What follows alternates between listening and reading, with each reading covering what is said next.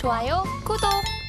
네, 일단 먼저 전반적인 분위기 좀 먼저 살펴보도록 하겠습니다. 오늘 출발할 때 그래도 플러스권이었고 예측과도 플러스권이라서 좀 다행이라고 생각하긴 했는데 지금 다시 좀 마이너스로 전환한 것으로 확인이 되고 있거든요. 다시 코스닥은 0.03% 플러스권으로 들어오긴 했습니다. 일단 어제는 계엄령과 관련한 내용들을 소화했던 하루였습니다. 근데 이성적인 판단이 좀 있어서인지 그래도 크게 밀리지는 않았었는데 오늘 분위기는 어떤지 먼저 좀 짚어주시겠어요? 네, 오늘도 여전히 뚜렷한 좀 주도 섹터는 보이고 있지 않은 그런 상황이고요. 뭐 어제도 말씀드렸다시피 이게 뭐 하루 이틀짜리로 이제 수습을 할 수 있는 부분들은 좀 아니다라고 판단이 되고 있는 상황입니다. 그래서 여전히 이제 탄핵 가능성에 대한 부분들, 이 부분들이 이제 앞으로 국내 증시에서 상당히 좀 변동성으로 작용을 할 수밖에 없다라고 좀 판단이 되고 있는 상황이고요. 사실 어제 미장은 굉장히 좀 좋았었습니다만 지금부터 우리 시장은 이제 미국과는 조금 분리해서 좀 보셔야 될 것 같아요. 어제 이제 빅테크 기업들이 상당히 좀 많이 올랐던 그런 부분들인데 사실 이제 깜짝 또 파월 의장이 발표를 한 부분이 있습니다. 지금 이제 금리 인하에 대한 속도를 늦추겠다라고 얘기가 나왔는데 사실 이게 어떻게 보면 또 악재거든요. 근데 이제 놀라울 만큼 경제가 미국 경제는 좀 양호하다라는 이제 이야기들이 좀 발표가 된 상황입니다. 근데 사실 이게 또 역으로 보면은 우리 시장에는 또 안 좋게 받아들여질 수도 있는 부분들이거든요.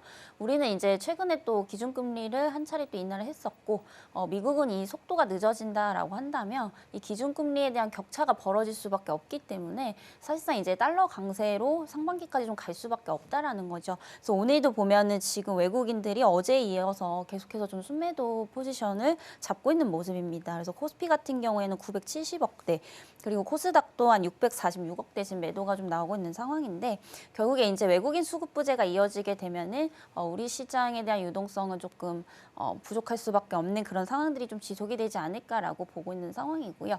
그리고 이제 계엄령에 대한 해제에 대한 부분들이 이제 어제 시장을 조금 하단을 방어를 해줬습니다만은 이로 인해서 좀 미치는 영향들도 좀 많이 생각을 해보셔야 될 것 같아요.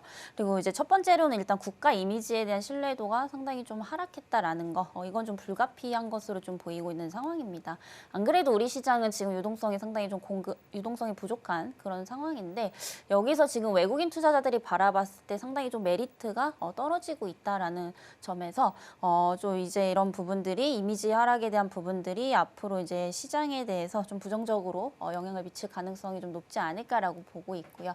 그리고 문제는 뭐냐면 사실 이게 미국 바이든 대통령도 이 계엄령에 대해서 모르고 있었다라는 얘기들이 좀 나오고 있습니다. 그래서 결국에는 이게 지금 독자적으로 지금 행동을 했다라는 의미로 좀 볼 수가 있기 때문에 이게 외교적인 부분에서도 상당히 좀 문제가 될 수도 있는 부분이거든요. 그래서 당장에 원전만 하더라도 어제 그래서 이제 좀 하락이 좀 깊게 나왔던 이런 부분들이라고 보시면 될 것 같고요. 결국에 이제 이런 부분들이 이제 내수 침체로도 조금 이어질 수 있기 때문에 당분간은 조금 적극 매수보다는 약간의 시장을 조금 관망하는 태도로 우선 보시는 게 좀 맞지 않나라고 보고 있는 상황입니다. 그리고 탄핵 가결에 대한 부분들도 사실상 내년은 가야지 어느 정도 좀 윤곽이 드러날 것으로 좀 보이고 있어서 현재 시장에서는 아무래도 뭐 개별적으로 실적이 굉장히 좀 좋거나 아니면 이제 좀 수급이 몰리고 있는 종목군들 위주로 좀 보셔야 되는데 오늘 같은 경우에 또 이제 SOP 과거에 이제 아프리카 TV라는 이제 종목이죠. 이제 콘텐츠 쪽으로 앞으로 좀 수급이 좀 쏠릴 수밖에 없다라고 좀 보여지고 있어서 뭐 게임주라든지 그리고 코인 관련주들 여전히 좀 수급이 좋은 상황입니다. 결국에 이제 외국인들의 수급이 지금 부재한 상황인데 이게 어디로 흘러가고 있느냐를 본다면 거기서 조금 힌트를 얻을 수 있지 않을까라고 보고 있고요. 대체적으로는 이제 관세에서 조금 자유로울 수 있는 섹터들 위주로 앞으로 좀 수급이 들어올 수밖에 없다라는 측면에서 본다면 엔터라든지 이제 콘텐츠주들 보시면 좋을 것 같고요. 그리고 게임주들도 아울러서 좀 보시면 좋을 것 같고 그리고 이제 항공주들 역시도 좀 지켜보셔야겠죠. 앞으로 이제 합병에 대한 부분들이 좀 기대감이 임박한 상황이기 때문에 항공주 역시 좀 조정이 나왔을 때 저가 매수에 좀 기회가 될 수 있지 않을까라고 보고 있는 상황입니다. 노이즈가 일단은 내년까지 가게 된다면 꽤나 긴 시간 동안 횡보할 수 있는 구간에 놓여 있을 수도 있겠네요. 일단은 관망하는 자세 그리고 보수적인 접근이 필요한 시점이 아닐까 싶고요. 반도체 투톱은 그래도 의외로 오늘 좀 잘 반응이 좀 나오고 있어서 먼저 체크해 보겠습니다. 확실히 삼성전자는 이 53,000원 요 선에서 하방에 대한 지지가 시장에서는 합의가 어느 정도 좀 이루어진 것 같습니다. 어제도 버텼고 오늘도 플러스권이고요. SK 하이닉스 하이닉스는 지금 2%대 넘게 올라오면서 17만 원 선에서 거래가 되고 있습니다. 보통 이제 외국인 수급은 장기로 보고 기관 수급은 네. 단기로 보는 경우가 많은데 그렇다면 삼성전자는 단기로, SK하이닉스는 장기로 보면서 투자 전략을 좀 세워가면 좋을까요? 저도 그게 일단은 맞지 않나라 보고 있고요. 우선 삼성전자 같은 경우에는 바닥을 어느 정도 다지고 이 저가 매수세가 상당히 좀 많이 들어오고 있는 상황인데 대체적으로 이제 저가에서 누가 많이 샀냐를 본다면 이제 기관이라고 보시면 될 것 같고요. 이제 하이닉스는 그 반대라고 좀 보시면 될 것 같은데 그만큼 이제 하이닉스에 대한 전망은 여전히 좀 맑은 상황이지만 삼성전자 같은 경우에 조금 더 체크해야 될 부분들이 많다라는 의미로 조금 해석을 해보시면 될 것 같고요. 그리고 최근에 보면은 이제 또 차세대 칩에 대해서 좀 주목을 해보실 필요가 있습니다. 그래서 앞으로는 HBM4를 누가 먼저 선점을 하느냐 이 부분에 대한 어떤 싸움이 좀 될 것으로 보이고 있는데 사실 이제 HBM4 관련해서도 하이닉스가 조금 더 우위에 있다 아직도 이렇게 좀 보고 있는 상황입니다. 왜냐하면 이제 그 하이닉스 같은 경우에는 HBM4에 이제 3나노 공정을 활용을 할 것으로 보이고 있고요.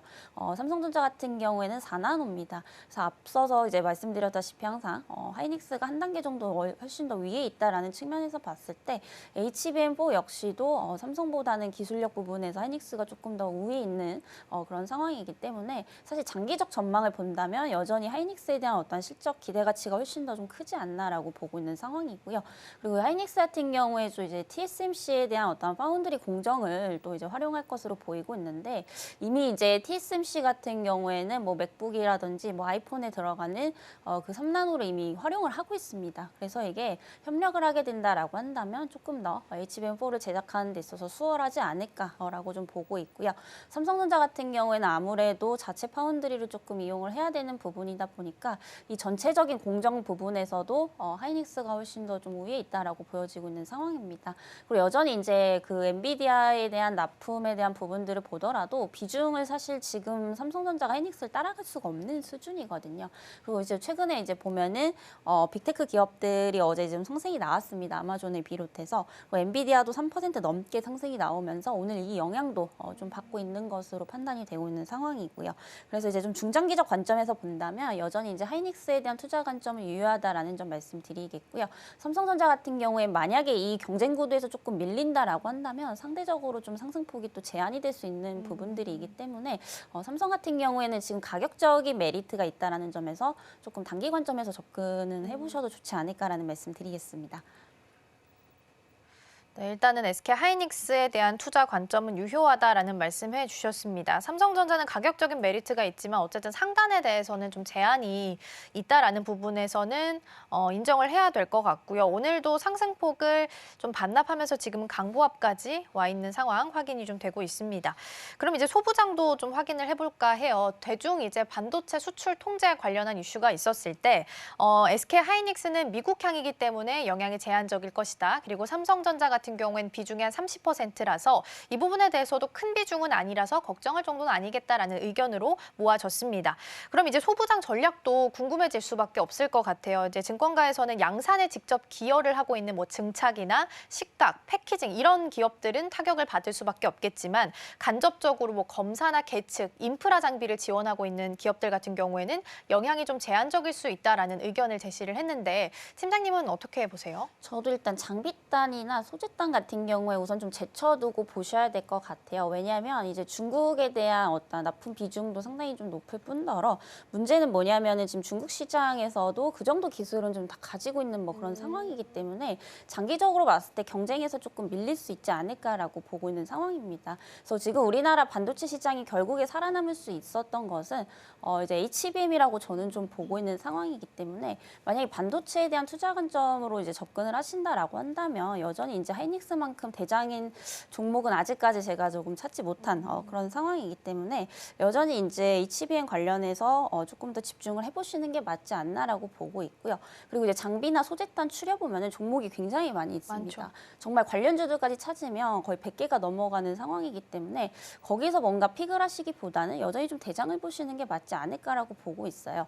왜냐하면 결국에 하이닉스나 삼성전자가 못 가면 소부장단 역시도 힘있게 갈 수가 없는 부분들이 상황들이거든요. 그래서 그런 부분에서 본다라고 한다면 여전히 이제 하이닉스단 그리고 이제 좀 저가에 대한 메리트 그리고 단기 관점에서 보시는 분들에게는 삼성전자가 훨씬 더 메리트가 있는 선택지가 아닐까라는 좀 말씀드려보도록 하겠습니다.